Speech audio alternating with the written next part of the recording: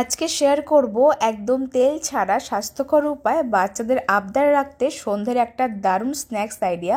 অনেক সময় বাচ্চারা বাইরের খাবার খেতে খুবই পছন্দ করে বা বায়নাও করে, তখন যদি ঘরে থাকা কিছু সাধারণ উপকরণ দিয়ে এই রেসিপিটা বানিয়ে ফেলতে পারো, বাচ্চাদের আবদার রাখা হবে আর স্বাস্থ্যের জন্য ভালো হবে। তো চলো দেখে নেওয়া যাক ভিডিওটা। তার জন্য সবার প্রথমে এখানে একটা মিক্সিং বোলের মধ্যে অ্যাড করব মেজারমেন্ট কাপ মেপে 1.5 কাপ ময়দা।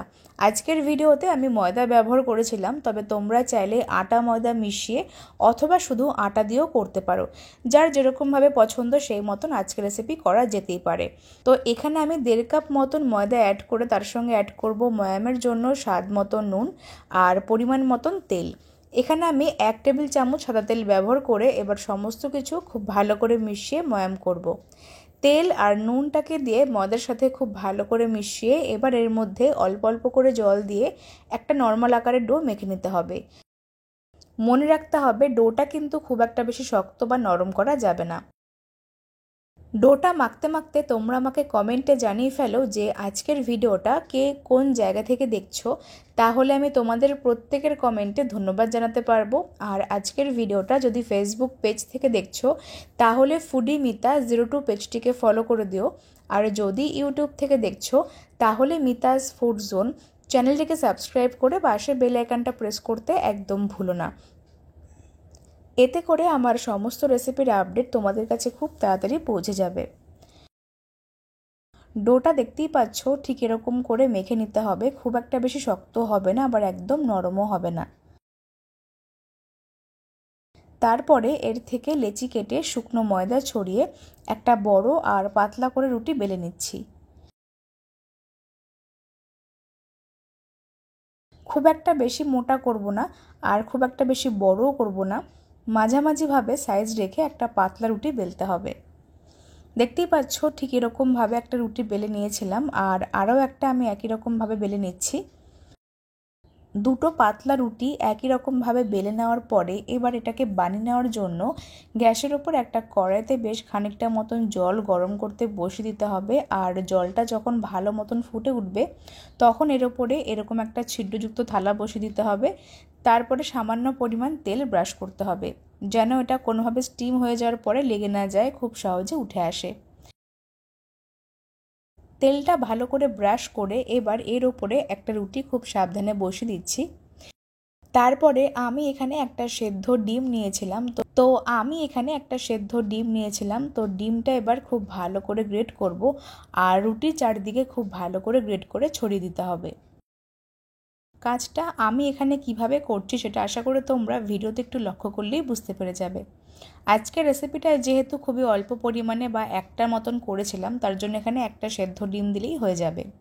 সেদ্ধ ডিমটা ঠিক এরকমভাবে ছড়িয়ে দেওয়ার পরে এবার এর ওপরে আরও কিছু সবজি অ্যাড করেছিলাম, যার মধ্যে অ্যাড করেছি পেঁয়াজ কুচি আর গাজর কুচি। তবে তোমরা চাইলে এখানে আরও পছন্দ মতন অন্যান্য যে কোনো সবজি অ্যাড করতে পারো। পেঁয়াজ গাজর কুচি অ্যাড করে খুব ভালো করে সমানভাবে ছড়িয়ে দেব। তারপরে ওপর দিয়ে অ্যাড করতে হবে স্বাদ মতো নুন, সামান্য পরিমাণ গোলমরিচের গুঁড়ো আর অ্যাড করতে হবে অল্প একটুখানি টমেটো কেচাপ। তবে তোমরা চাইলে এর মধ্যে সামান্য পরিমাণ চিজ অ্যাড করতে পারো গ্রেট করে, সেটাও কিন্তু খেতে খুব সুন্দর হয়।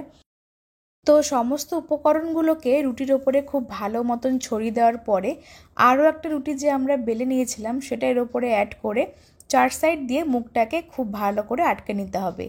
আর কাঁচটা আমি এখানে খুব ভালো মতন একটুখানি সময় নিয়ে এরকমভাবে আঙুল দিয়ে চেপে চেপে মুখটাকে আটকে নিচ্ছি। এতে করে ভেতরের পুরটা কোনোভাবে বাইরে বেরিয়েও আসবে না আর খেতেও ভালো হবে। তার জন্য একটুখানি সময় নিয়ে কাজটা করতে হবে। দুটো আঙ্গুল দিয়ে এরকমভাবে চেপে চেপে একটার সঙ্গে একটা রুটি খুব ভালো মতন চেপে মুখটাকে আটকে নিয়েছিলাম। দেখতেই পাচ্ছ কত সহজে কিন্তু কাজটা হয়েও গেল। এবার এটাকে স্টিম করার জন্য ফ্লেমটাকে একদম মিডিয়ামে রেখে তারপরে এটা কভার করে রাখতে হবে প্রায় 10 থেকে 12 মিনিট। এতে করে কিন্তু এর মধ্যে সবজিগুলো একদম প্রপারভাবে সেদ্ধ হয়ে যাবে। তার জন্য আমি এখানে প্রায় 15 মিনিট পর ফিরে আসলাম। দেখতেই পাচ্ছ কত সুন্দরভাবে কিন্তু স্টিম হয়ে গেছে, সমস্ত জিনিসটা ট্রান্সপারেন্ট হয়ে গেছে, দেখে নিশ্চয়ই তোমরা বুঝতে পারছো। এবার ফ্লেমটা অফ করে খুব সাবধানে একটা স্প্যাচুলা বা খুন্তি দিয়ে এটাকে তুলতে হবে যেন এটা কোনোভাবে নিচ থেকে লেগে না যায়। দেখতেই পাচ্ছ বন্ধুরা কত সহজে কিন্তু নিচ থেকে উঠে আসলো, যেহেতু আমরা এর মধ্যে অল্প করে তেল ব্রাশ করেছিলাম। এবার এটাকে একটা প্লেটের মধ্যে নামিয়ে রাখতে হবে। তোমরা চাইলে এটাকে এরকমভাবে না রেখে অল্প একটুখানি তেলে হালকা শ্যালো ফ্রাই করেও খেতে পারো, সেটাও কিন্তু খেতে খুব সুন্দর হয়। তবে আজকের রেসিপিটা যেহেতু হেলদি আর স্বাস্থ্যকর উপায় তোমাদের সঙ্গে শেয়ার করেছি, তার জন্য কিন্তু তোমরা এরকমভাবে ওটাকে খেতে পারো, খেতে খুব টেস্টি হবে। মাঝখান থেকে আমি এখানে এরকমভাবে 4টে ভাগ করে কেটে নিচ্ছি। তো বন্ধুরা, তৈরি হয়ে গেছে খুব সহজে একটা সন্ধ্যের স্ন্যাক্স আইডিয়া। বাচ্চারা যখন বায়না করবে বাইরের কোনো আনহেলদি খাবার খাওয়ার জন্য, তখন যদি ঘরে একটা ডিম আর অল্প কিছু সবজি থাকে, তাহলে আজকের রেসিপি ঝট করে বানিয়ে পরিবেশন করতে পারো। আজকের ভিডিওটা ফেসবুক পেজ থেকে দেখলে পেজটিকে ফলো করো, আর যদি ইউটিউব থেকে দেখছো তাহলে মিতাস ফুড জোন চ্যানেলটিকে সাবস্ক্রাইব করে পাশে বেল আইকনটা প্রেস করো। আজকের মতন এই পর্যন্তই। তোমরা সকলে খুব ভালো থেকো। ধন্যবাদ।